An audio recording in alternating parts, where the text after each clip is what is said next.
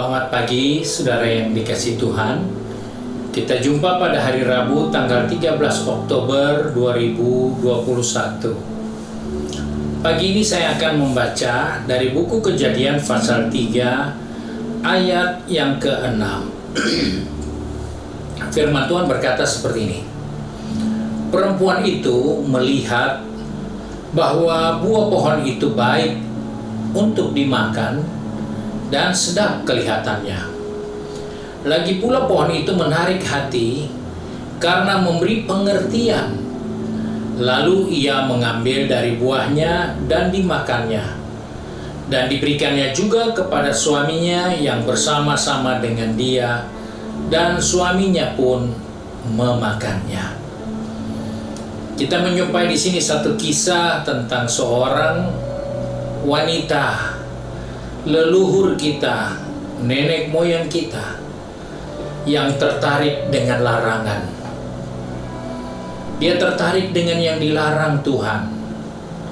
Dan itulah yang terjadi dengan Hawa ketika dia sempat berbicara dengan ular, dan disitulah dia diperdaya, maka dia mempunyai banyak waktu. Dia punya banyak kesempatan untuk banyak melihat kepada yang dilarang itu. Pada awalnya setelah dia tahu bahwa itu yang dilarang, maka dia tidak pernah punya waktu untuk melihat lebih lama, karena namanya juga buah yang dilarang Tuhan. Tetapi ketika dia mendengar pembicaraan dengan ular, maka dia memberi banyak waktu. Dia sudah punya banyak waktu untuk kembali melihat, untuk kembali meneliti, dan mulai menghayal bahwa buah ini rupanya enak kalau dimakan, dan rasanya sedap, serta akan memberikan banyak pengertian. Kalau kita bandingkan dari awal pernyataan Tuhan bahwa buah itu buah yang dilarang, Tuhan tidak pernah menceritakan bahwa ada pengertian dari buah yang terlarang itu, ada rasa enak dari buah yang terlarang itu, ada rasa yang begitu kuat menarik perhatian untuk dimakan buah itu, tidak. Tapi Tuhan hanya katakan, jangan kamu makan karena kamu akan mati. Karena buah itu adalah tanda ketidaktaatan manusia jika dia makan buah itu. Di sini ketidaktaatan itu menjadi menarik. Ketidaktaatan itu menjadi sesuatu yang enak dilakukan di mata Hawa. Sebab itu ketika dia melihat bahwa buah pohon itu baik untuk dimakan dan sedap kelihatannya, maka jatuhlah dia di dalam dosa.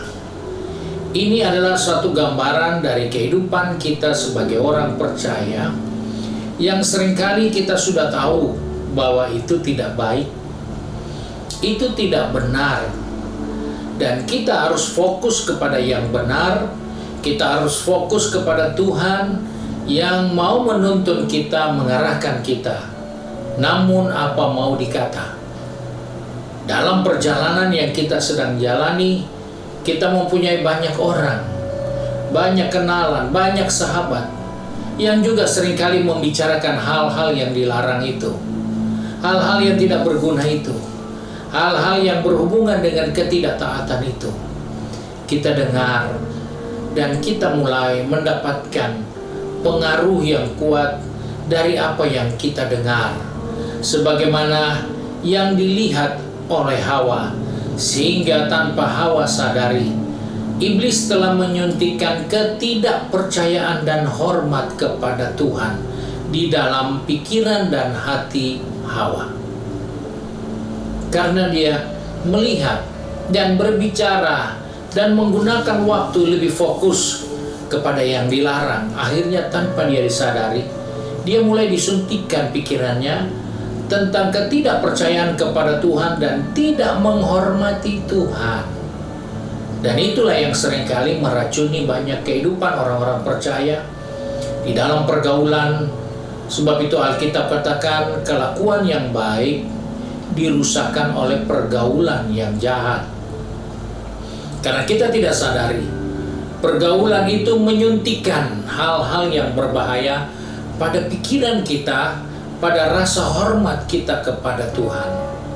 Dan dalam kehidupan yang nyata, bahwa manusia itu daging, maka selalu keinginan daging itu mencari hal-hal yang bertentangan dengan kehendak roh.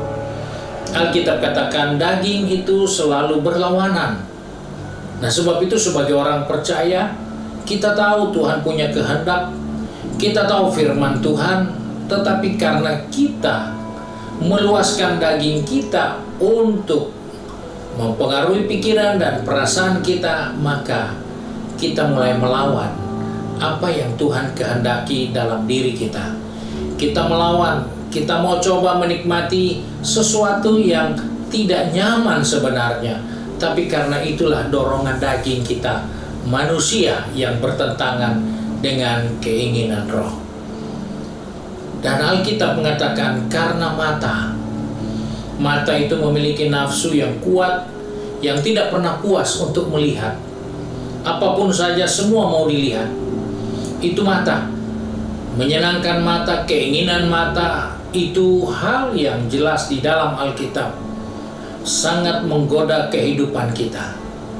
Manusia jatuh dalam dosa karena keinginan mata, keinginan daging, dan keangkuhan hidup.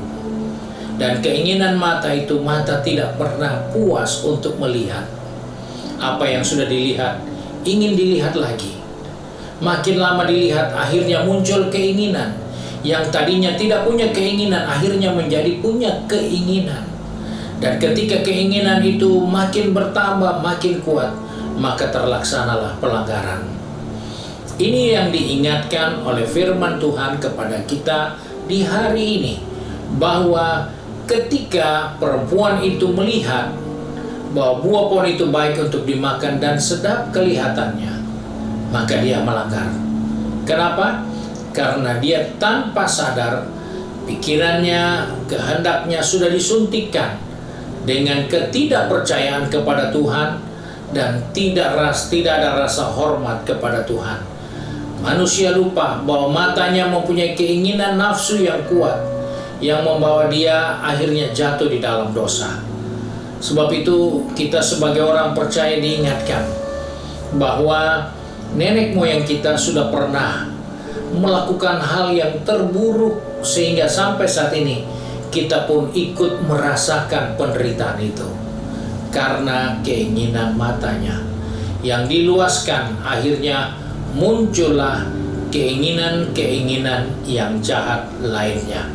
Sebab itu kita melihat buku Ibrani pasal 12 ayat pertama sampai kedua berkata, karena kita mempunyai banyak saksi bagaikan awan yang mengelilingi kita, marilah kita menanggalkan semua beban dan dosa yang begitu merintangi kita, dan berlomba dengan tekun dalam perlombaan yang diwajibkan bagi kita. Marilah kita melakukannya dengan mata yang tertuju kepada Yesus, yang memimpin kita dalam iman dan yang membawa iman kita itu kepada kesempurnaan, yang dengan mengabaikan keinginan tekun memikul salib ganti sukacita yang disediakan bagi Dia yang sekarang duduk di sebelah kanan tahta Allah. Kita lihat di sini jelas, buku Ibrani katakan, mari kita buang beban dosa yang begitu merintangi kita. Jadi dengan kata lain, dosa itu begitu kuat, mau menggoda kita, mau menghambat kita, merintangi kita. Dan caranya, dia pakai mata kita. Dia pakai keinginan mata kita. Dan ketika mata ini punya keinginan dilaksanakan, maka muncullah keinginan-keinginan kita lainnya. Seperti yang Yakobus katakan, Yakobus 1 ayat 14-15, tiap-tiap orang dicobai oleh keinginannya sendiri, karena ia diseret dan dipikatnya Dan apabila keinginan itu telah dibuahi, ia melahirkan dosa. Dan apabila dosa itu sudah matang, ia melahirkan maut.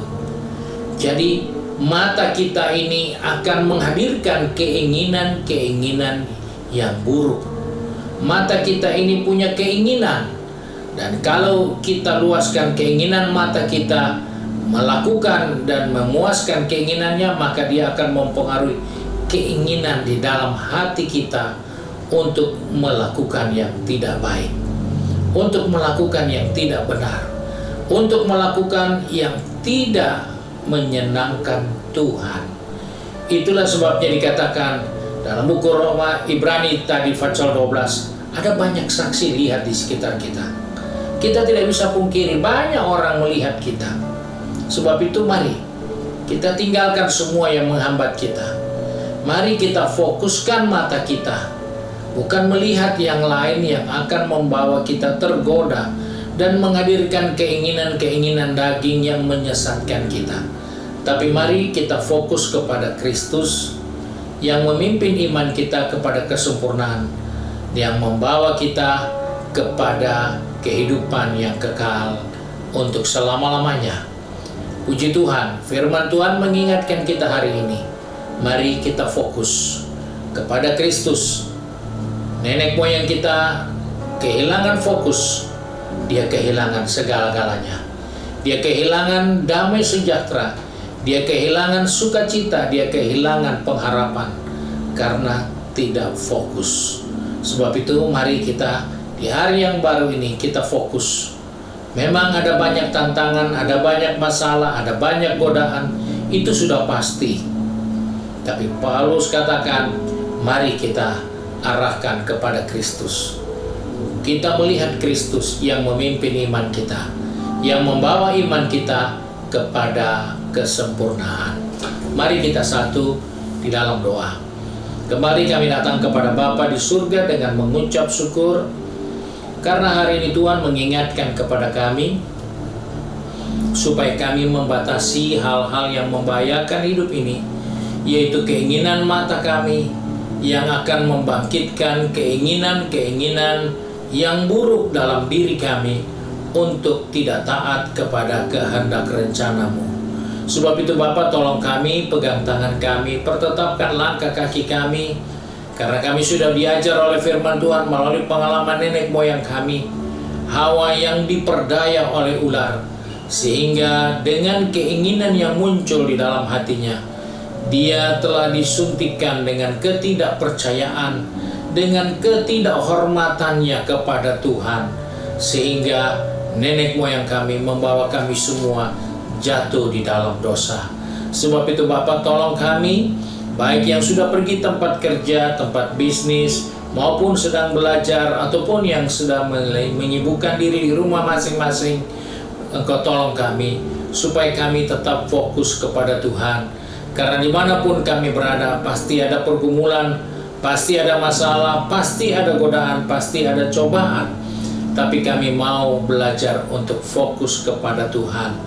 Kami mau belajar untuk selalu memandang Tuhan, supaya kami tidak membuat hidup kami terjebak oleh keinginan-keinginan yang membinasakan kami sendiri. Terima kasih Bapa untuk berkat-Mu sepanjang hari ini.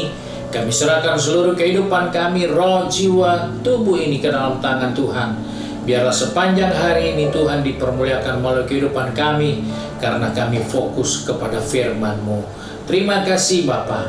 Kami bersyukur, kami berdoa di dalam nama Tuhan Yesus Kristus, Juru Selamat kami, majikan kami yang baik dan setia. Haleluya.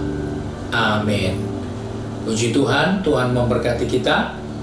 Hari ini pelwap ibadah pada jam 4 sore juga dapat diikuti di ruangan Alfa Omega, dan akan disiarkan juga melalui YouTube channel, Facebook, serta Zoom.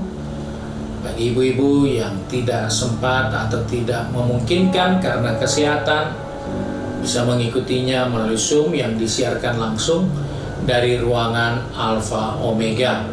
Tuhan Yesus memberkati kita sekalian.